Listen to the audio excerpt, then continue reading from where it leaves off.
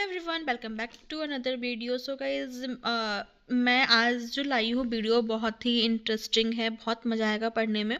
और एग्ज़ाम बहुत पास है, तो मैं एक शॉर्ट रिवीजन टाइप वीडियो है जिसमें कि ऑलमोस्ट मैं ये नहीं बोलूँगी पूरा, बट लगभग मैं ज्योग्राफी आज कवर करूँगी ताकि आपको भी बहुत अच्छे से समझ में और आपका एक रिवीजन हो जाए बस एक वीडियो में ही। तो स्टार्ट करते हैं इस वीडियो को। बस ये वीडियो इसलिए है for revision point of view के लिए, क्योंकि AEDO का एग्ज़ाम बहुत करीब है, बहुत जल्दी आ जाएगा, क्योंकि अब 10 जनवरी को डेट दिया है वो ऑफिशियली, मतलब ऐसे टेंटेटिव डेट है, अभी कंफर्म डेट नहीं आया है। तो ऐसे हम पढ़ते हैं ना कि एकदम शॉर्ट में रिवीजन कर ले नोट्स का। जिनके पास अगर नोट्स नहीं होगा तो आपके पास ये नोट्स भी अवेलेबल हो जाएंगे और रिवीजन का रिवीजन भी हो जाएगा, ठीक है। तो लगभग इसमें पूरा ज्योग्राफी है, थोड़ा बहुत जो रह जाएगा वो मैं दूसरे वीडियो में आपको कवर करवा दूंगी। तो स्टार्ट करते हैं। सबसे पहले आज की जो क्लास है वो है हिस्ट्री ऑफ बैंकिंग। मैं बहुत जल्दी करूँगी ताकि एक दिन में एक दो चैप्टर कंप्लीट हो जाए, ठीक है। तो स्टार्ट करते हैं। ओल्डेस्ट बैंक इन इंडिया कौन सा है? सबसे पहला जो था वो हिंदुस्तान कॉमर्शियल बैंक है। दूसरा बैंक है जिसको कि हम बोलते हैं जनरल बैंक। ये है first oldest bank in India, Hindustan commercial bank, जिसको कि जिसका जो फाउंडर थे वो अलेक्जेंडर एंड कॉम्प थे, ठीक है। ये 1770 में जनरल बैंक दूसरा बैंक है ओल्डेस्ट बैंक में। फिर यहाँ पे देखो इन 1921 में इम्पेरिकल बैंक किसको बोलते हैं? तो ये बोलते हैं इसको SBI का जो ओल्ड नाम है ना वो है इम्पेरिकल बैंक। फिर इसमें 3 प्रेसिडेंट है, इसमें 3 प्रेसिडेंसी है, ठीक है। प्रेसिडेंसी जिसमें कि पहला तो है bank of Bengal, bank of Madras, bank of Bombay, ठीक है। सबसे पहला जो चेक इशू हुआ था फर्स्ट टाइम वो बैंक ऑफ बंगाल ने करा था, ठीक है। अब यहाँ पे हो गया SBI किसको बोलते हैं? तो ओल्ड नेम क्या था? इम्पेरिकल बैंक था, ठीक है। उसके बाद आते हैं अब नीचे। तो और इसका जो स्थापना हुआ था, मतलब कि स्टेबलाइज्ड कब हुआ था? तो ये है 1 जुलाई 1955 में। आगे आते हैं फिर बैंक, शेड्यूल बैंक, फिर नॉन शेड्यूल बैंक। बैंक को डिवाइड किए दो टाइप में, schedule, non schedule. Schedule bank में क्या होता है? RBI एक्ट 1934 में करा था। शेड्यूल सेकेंड में। ये नॉन शेड्यूल बैंक में प्रिमिटिव बैंक आता है। फिर है शेड्यूल बैंक का हम डिवाइड करते हैं, तो ये 4 पार्ट में डिवाइड होता है। पहला है public sector, private sector, foreign sector and cooperative, और फिर है RRB, ठीक है। RRB क्या है? ये इन चीज़ों के बारे में हम आगे देखते हैं। RRB जो है वो ग्रामीण बैंक जो होता है ना, इसको हम बोलते हैं RRB, ठीक है। तो कितना टाइप में शेड्यूल बैंक टाइप में डिवाइड हुआ? 1 2 3 4 5 टाइप में, ठीक है। Public, private, foreign, cooperative, RRB। अब हम देखते हैं प्राइवेट पब्लिक बैंक में सेक्टर में क्या होता है। तो उसका जो नेशनलाइजेशन है, ठीक है, नेशनलाइजेशन जो है वो हुआ था पहला। अब देखो ये क्या बोलते हैं डिवीजन पॉइंट ऑफ व्यू से, तो मैं जल्दी सब कुछ बताऊंगी थोड़ा में, लेकिन हाँ ये है कि आप पॉज करके नोट्स भी अगर चाहो तो बना सकते हो, ठीक है। तो नेशनलाइजेशन कब हुआ था? तो 1969 में हुआ था, ठीक है। अजीब सा वीडियो हो रहा है क्या? नहीं। फिर है जिसमें कि इसमें जो है 14 बैंक थे, ठीक है। जब नेशनलाइजेशन, ये अजीब सा वीडियो क्यों हो रहा है भाई, ठीक है। तो इसमें ये बार ऐसा क्यों हो रहा है? एक सेकेंड, अब देखना में भी सही हो। तो इसमें जो है पब्लिक बैंक जो है उसमें नेशनलाइजेशन 1969 में हुआ था। इसमें 14 बैंक आया था। जैसे कि एग्जांपल देखते हैं, जैसे PNB है, CBI, ETC, इन बैंक का यहाँ पे नेशनलाइजेशन हुआ था। फिर प्राइवेट बैंक, हाँ ये 2 टाइप में होता है। एक 1930 में हुआ था, इसमें 6 बैंक थे, इसमें 14 बैंक था, ठीक है। 1969 में 14 बैंक का हुआ था नेशनलाइजेशन, और 1980 में 6 बैंक का हुआ था, ठीक है। फिर हम आते हैं प्राइवेट बैंक में एक होता है ओल्ड बैंक, फिर दूसरा है न्यू बैंक। न्यू, ओल्ड और न्यू करके यहाँ पे डिवाइड है, ठीक है। हुआ था 1991 में, और 1991 में ये दोनों सेम ही ईयर हुए थे, ठीक है। उसके बाद देखो यहाँ पे डेट याद रखना है, 1969 में नेशनलाइजेशन हुआ था, जिसमें से 14 बैंक आया था, और 1980 में 6 बैंक का नेशनलाइजेशन हुआ था। फिर ओल्ड में देखेंगे हम तो 1991 से पहले और 1991 के बाद हुआ था, ठीक है। फिर यहाँ पे आते हैं हम जिसमें जो कि न्यू बैंक जो था ना, उसका कुछ एग्जांपल हम देखते हैं। तो आईसीआईसीआई, यूटीआई, एक्सिस बैंक, जिसको हम अब बोलते हैं, यही सबसे पहला फंड जनरेट किया था। एक्सिस बैंक जो है उसके म्यूचुअल फंड यही था। फिर एचडीएफसी बैंक, ये जो है 1991 के बाद में जो न्यू आया था प्राइवेट सेक्टर, इसमें है, ठीक है। अब हम देखते हैं आगे। फॉरेन बैंक में, this bank operate in business inside the country as well as outside the country, ठीक है। Headquarter line in the native country, देखो ये जो है बैंक है वो इसका जो हेडक्वार्टर है वो नेटिव कंट्री में ही है, ठीक है। लेकिन ये जो बैंक है ना, वो बैंक ऑपरेट करता है in business inside the country और as well as outside the country, ठीक है। कंट्री के मतलब क्या बोलते हैं, जैसे मान लो इंडिया है, तो इंडिया के अंदर भी और बाहर भी दोनों में ऑपरेट ये करता है, लेकिन इसका जो हेडक्वार्टर है वो नेटिव कंट्री ही होगा, ठीक है। फिर एग्जाम्पल देखो, इसका एग्जाम्पल है HSBC। इसका जो है ये किसी एग्जाम में, मतलब अभी जो एग्जाम हुआ है ना उसमें इसका कैसे कर, चल छोड़ो, इसका जो है ना ये एग्जाम में आया भी था, इसका फुल फॉर्म आया था, ठीक है। HSBC का फुल फॉर्म क्या है, तो Hong Kong and Sanghni bank corporation, ठीक है, संघनी बैंक कॉर्पोरेशन। फिर है रेबो बैंक, ये नीदरलैंड में होता है। फिर ये सारे बैंक है। सोनाली जो है बांग्लादेश में, सोनाली से याद रखना, सोनाली इंडियन नेम होता है, लेकिन ये जो उसका जो हेडक्वार्टर है वो है बांग्लादेश में, ठीक है। फिर आरआरबी का हम देखते हैं। तो आरआरबी क्या है, मैं पहले बताई थी कि वो ग्रामीण क्षेत्रों में जो पैसा मतलब ग्रामीण क्षेत्र का जो बैंक है ना उसको हम आरआरबी बोलते हैं, ठीक है। ये एस्टेब्लिश हुआ था 2 अक्टूबर को 1975 में, ठीक है। 1975 में ये क्या बोलते हैं एस्टेब्लिश हुआ था, ठीक है। फर्स्ट ग्रामीण बैंक था, जो कि ये हुआ था कहाँ पे, तो ये हुआ था यूपी में, यूपी के मुरादाबाद में फर्स्ट टाइम इसे लोगों ने मतलब जाना था, ठीक है। लोगों ने जाना था मतलब एस्टैब्लिश्ड हुआ था यूपी में मुरादाबाद में, ठीक है। तो याद, इतना डेट है जो याद रखना है, ठीक है। तो हम देखते हैं यहाँ पे 2 अक्टूबर 1975 में हुआ था, मुरादाबाद यूपी में हुआ था। अब हम देखते हैं आरआरबी क्या है, इट्स डेट याद रखना 1975, ठीक है। First joint venture of government and state, देखो यहाँ पे क्या है कि यहाँ पे कितने कितने परसेंट में कहाँ से, जैसे मान लो जो फंड होता है ना वो कहाँ से जनरेट होता है, कैसे होता है, इन चीज़ों के बारे में। तो सबसे पहले जो था वो गवर्नमेंट ऑफ इंडिया से आता था 50%, स्टेट गवर्नमेंट से आता था 35% और स्पॉन्सर्ड से आता था 13%, ठीक है। लेकिन अब जो है वो अब 60-20-20 में ये डिवाइड हो गया है, ठीक है। 1 जुलाई SBI डे, अब यहाँ पे ये है कुछ कभी कभी एग्जाम में पूछ देता है कि डे, तो 1 जुलाई को SBI डे था।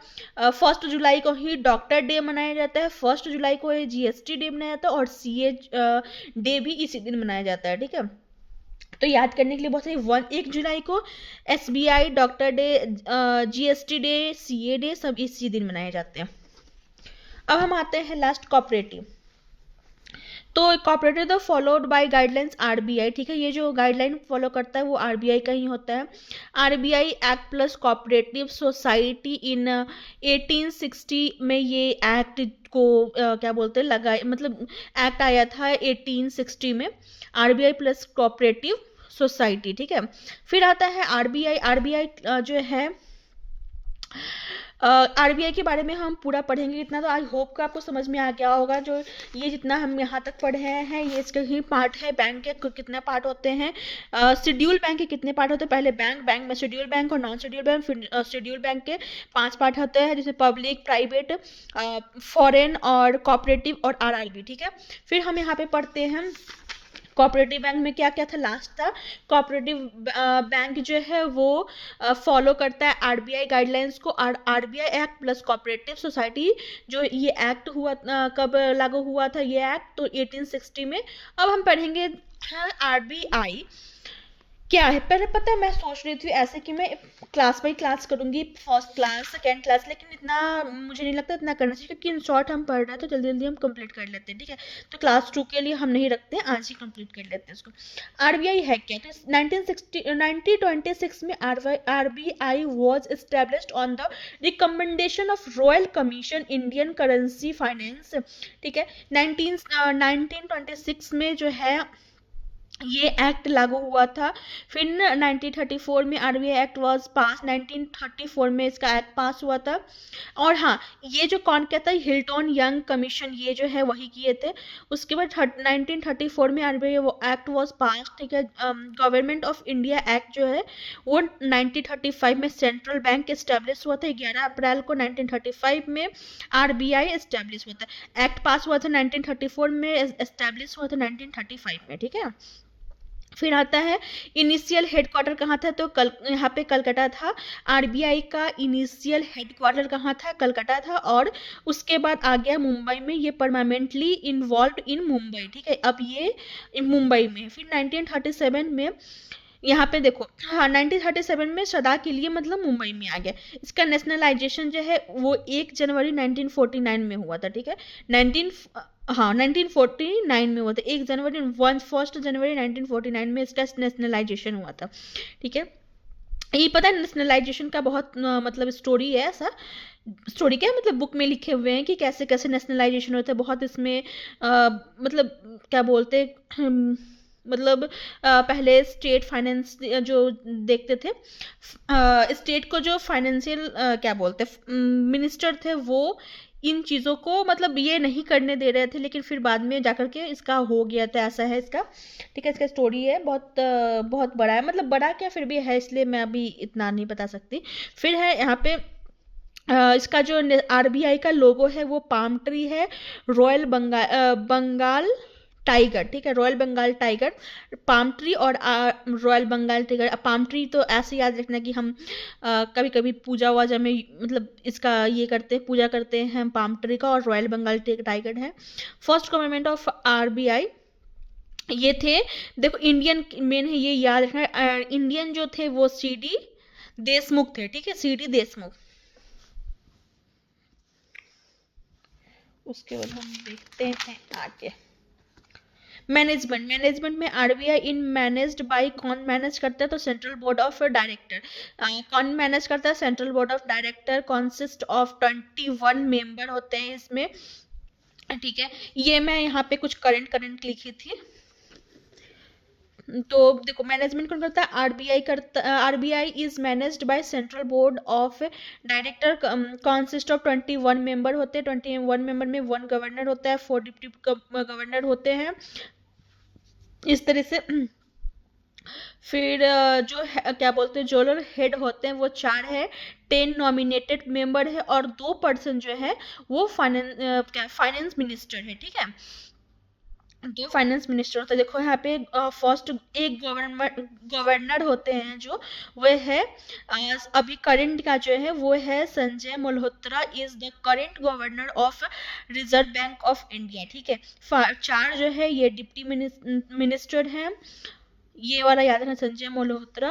और यहाँ पे जो 4 स्टेट मतलब दिल्ली, कलकत्ता है, मुंबई, चेन्नई, इनमें ये जो है जोनल हेड है, ठीक है, जोनल हेड है। फिर है 4 डिप्टी गवर्नर है, पूनम गुप्ता है, ये तो याद कर लेना, इतना क्या ही बताऊं मैं। फिर इसका फंक्शन है इशूइंग ऑफ करेंसी एक्सेप्ट, जो 1 रुपए होता है ना वो उसको छोड़ के बाकी जो करेंसी है, करेंसी एक्ट 2017 में हुआ था। और तो यही क्या बोलते करेंसी को ये करते हैं, बस 1 रुपए को छोड़ के बाकी करेंसी को यही ऑथोराइज करते हैं। इन करेंसी एक्ट 2017 में हुआ था। अब हम देखते हैं bankers to the government sector, OMC जो होता है ओपन मार्केट ऑपरेशन होता है, न्यू करेंसी प्रिंट होता है यहाँ पे, ठीक है। यहाँ पे क्या क्या होता है उसके बारे में, MRS जो है मिनिमम रिजर्व सिस्टम हुआ, ठीक है। क्रेडिट कंट्रोल कौन करते हैं, कैसे होता है, तो इन्फ्लामेशन और ऑटोमॉस्फेयर, ठीक है। अब देखो यहाँ पे जो है ये क्रेडिट कंट्रोल होता है, ये क्या होता है आगे हम देखेंगे इसके बारे में भी। सबसे पहले समझो कि यहाँ पे पहले तो रिजर्व बैंक में मतलब होता क्या है, उसके बाद आया, हिल तो नहीं रहा था वीडियो, फिर आता है क्रेडिट कंट्रोल, इन्फ्लामेशन और ऑटोमोस्फेयर, ठीक है। और ये जो है लंदन ऑफ लास्ट रिजॉर्ट, इसका मतलब बताए बहुत इजी है। जैसे मान लो कि हमारा लास्ट जो आखिरी बोलते हैं ना कि होप बोल सकते हैं, ठीक है। आखिरी सहारा यहाँ पे मैं लिखी है आखिरी सहारा, इस तरीके से हम बोल सकते हैं। तो यही है लंदन ऑफ लास्ट रिजॉर्ट, ठीक है। इस तरीके से हम समझ सकते हैं। उसके बाद हम देखते हैं custom of forex, foreign exchange reserve है, ट्रेड जो है डॉलर में, NRI, ठीक है। मतलब जो भी एक्सचेंज होता है ट्रेड उस चीज़ के बारे में है, इन्वेस्टमेंट ये सब है। बस इतना ही है RBI के बारे में हमें पढ़ना। और फिर आता है, अब है बजट हम देखते हैं दूसरे क्लास में, क्योंकि वीडियो बहुत बड़ा हो जाएगा और मैं सोच रही थी वीडियो जितना छोटा हो उतना ही अच्छा है। तो ये रहा हमारा ये जो बैंक का नोट्स है वो है history of bank. I hope कि आपको समझ में आया। याद करने के लिए नोट्स जो है वो बेस्ट है, मुझे तो यही लग रहा है, क्योंकि मैं बहुत ही शिद्दत से ये नोट्स बनाई हूँ। तो आई होप कि ये वाली नोट्स आपको बहुत पसंद आए, आपको मतलब फटाफट से एकदम एक मतलब वन लाइनर, मैं ये नहीं बोलूँगी मैं बहुत अच्छे से समझ रही हूँ, बस वन लाइनर मैं समझाने की कोशिश की हूँ, तो वो भी आपको समझ में आया हो। अगर समझ में आया हो तो प्लीज़ वीडियो को लाइक कीजिएगा, शेयर कीजिएगा, सब्सक्राइब जरूर करना, ताकि मैं मोटिवेटेड फील करूँ, तभी मैं आगे और भी वीडियोज़ डालूँगी। और ये बस उन बच्चों के लिए है जो कि क्लास नहीं कर पाते हैं किसी भी कारण से, तो मैं सोची चलो यूट्यूब के माध्यम से मैं आपको ये नोट्स प्रोवाइड करूँ और समझाने की भी कोशिश करूँ। So thank you so much guys, अगर वीडियो पसंद आया होगा तो। और नेक्स्ट क्लास में हम करेंगे बजट में भी एक क्लास में मैं पूरा कंप्लीट करूँगी। चलो बाय बाय गाइज, सब्सक्राइब जरूर करना चैनल को।